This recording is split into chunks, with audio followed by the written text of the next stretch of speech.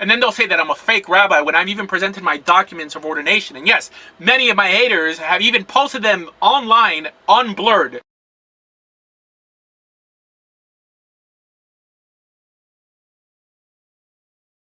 Which, blurring them was an attempt of me trying to protect these rabbis who gave it to me.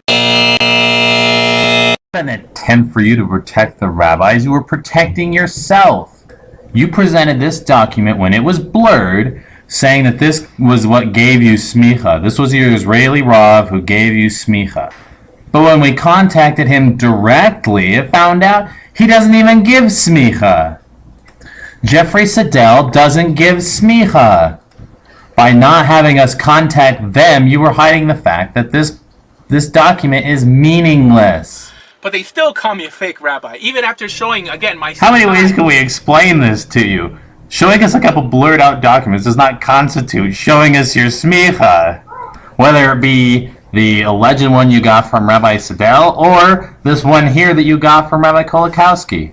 This guy right here, who allegedly gave it to you under incredibly questionable circumstances. What, because his synagogue said that you couldn't teach bar mitzvah boys unless you're a rabbi, so he wrote up some little fluke semicha so that you could teach Hebrew letters to bar mitzvah boys? Making you a master of Hebrew letters? And yet that's the same as what every other rabbi, authentic rabbi, has? Semicha that I gave to my friend Rabbi Meza, and I appreciate that Mordechai here calls him rabbi on that account. I want to note one thing first. Rabbi Meza had smicha before he knew me. Why would I give smicha? My smicha, it really isn't worth anything. I'll be honest. I'm just a regular guy. Happen to be a rabbi in a shul, had smicha, whatever. My smicha really isn't worth that much. You know, you're not going to be able to join the RCA with my smicha. You're probably not going to get a patur from the Israeli army if you make Ali. Even what yeshiva I learned in. He has this document, which doesn't prove anything. Well, it does say I was in attendance. But it doesn't say that you achieved anything.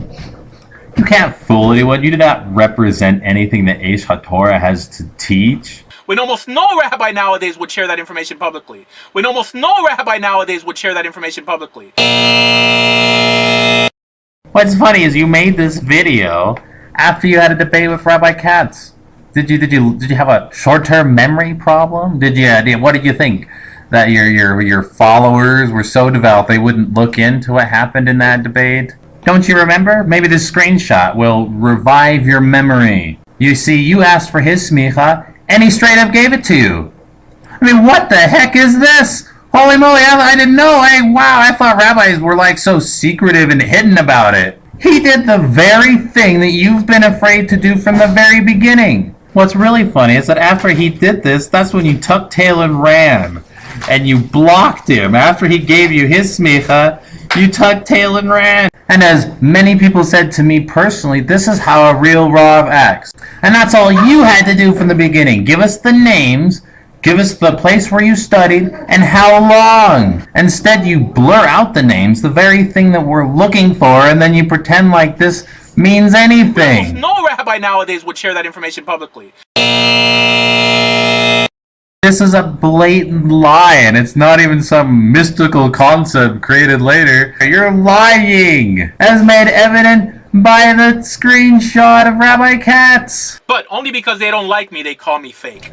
Lies, lies, lies, and more lies. Meza, your whole life is a lie.